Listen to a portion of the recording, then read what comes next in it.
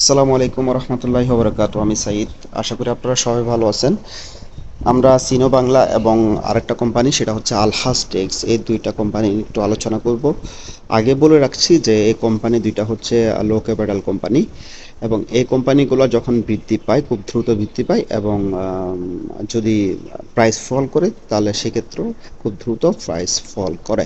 But সাপোর্টে যখন আসে কোম্পানিগুলো, এই যে কোনো কোম্পানি, সেক্ষেত্রে ওই সাপোর্টগুলোতে দেখবো যে আমরা খুব স্লোলি কমতে বা বাড়তে দেখতে পারি। ঠিক আছে, স্লো সাপোর্টে আসলে তখন স্লোলি কমে, বা কোনো একটা রেজিস্ট্যান্সে গেলে, ঠিক আছে, তাহলে স্লোলি কি করে ওখান থেকে কয়েকদিন ভলাটাইল থেকে ওখান থেকে ব্যাক করে বা ওটাকে ক্রস করে ফেলে। সো সাপোর্ট ব্রেক করে ফেলে খুব দ্রুত নিচের দিকে চলে যায়, রেজিস্ট্যান্স ব্রেক করে ফেললে সেক্ষেত্রে খুব দ্রুত আমরা উপরে যেতে দেখি কোম্পানিগুলো।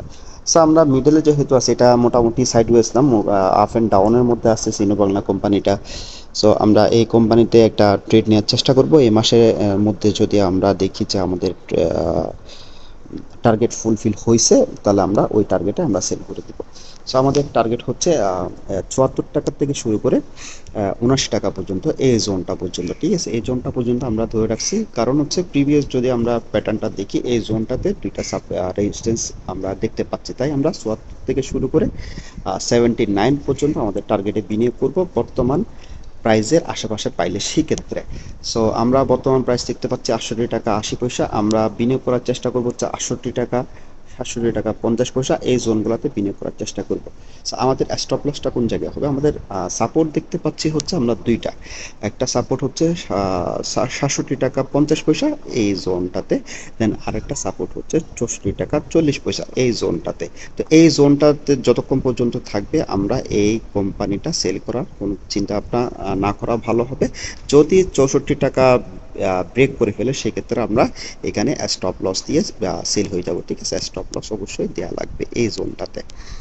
সো আবার এখানে আরেকটা কথা আছে, কেউ যদি নতুন করে বিনিয়োগ করতে চান, সেক্ষেত্রে আমি বলবো কি, অবশ্যই আপনাদের বিনিয়োগ করতে হবে লং টার্মের জন্য, মাসখানেকের জন্য বা আর একটু সময়ের জন্য বিনিয়োগ করতে হবে। সেক্ষেত্রে আপনারা 64 টাকা, ঠিক আছে, 64 টাকা যদি পান, এটাকে ধরেন রেসপেক্ট করতেছে, সেক্ষেত্রে আপনারা এই জোনটা থেকেও নতুন করে বিনিয়োগ করতে পারেন।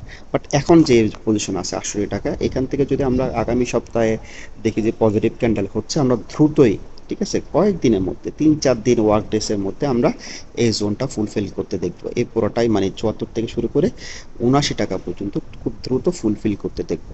আশা করি বুঝতে পারছেন। সো আমরা নেক্সট যেটা নিয়ে আলোচনা করব সেটা হচ্ছে আলহাজটেক্স।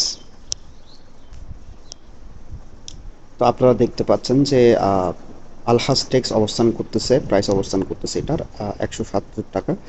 বাট এটা রেজিস্ট্যান্স যেটা আমি দেখতে পাচ্ছি সেটা হচ্ছে 189 টাকাতে রেজিস্ট্যান্স আছে, এটাকে হিট করবে। যেহেতু এটা খুব স্লোলি বৃদ্ধি পায়, আমরা অনেক সময় দেখছি যে এটা যখনই বৃদ্ধি পায় খুব স্লোলি, আস্তে আস্তে প্রত্যেক দিন দেখবেন যে 50 পয়সা 60 পয়সা এভাবে করে বৃদ্ধি পেতে পেতে একটা টার্গেট ফুলফিল করে। সবসময় আমরা দেখতে পাচ্ছি যে এই কোম্পানিটা এই ধরনের একটা আচরণ করতেছে। সো আমরা এখনো পর্যন্ত এটার যে প্যাটার্নটা তৈরি হচ্ছে, এই প্যাটার্নের উপর নির্ভর করেই আমরা 89 টাকা এই টার্গেটে বিনিয়োগ করব। যদি এই মাসের মধ্যে বা কয়েক সপ্তাহের মধ্যে যদি ফুলফিল করে, তাহলে আমরা 89 টাকা পর্যন্ত যদি যাই, সেক্ষেত্রে এই জোনটাতে আমরা সেল করে দেবো। এটাতে আমি স্টপ লস ধরতেছি না, কারণ এটা যখনই বৃদ্ধি পায় কোম্পানির প্রাইস, এটা খুব স্লোলি বৃদ্ধি পায়, আর কমলেও সেক্ষেত্রে খুব ধীরে শক্তি দেখি হয়, কমে আর কি। ধরেন 50 পয়সা 60 পয়সা এভাবে করে কম, এর চেয়ে বেশি কমে না, কোম্পানিটার প্রাইস ফল করে না।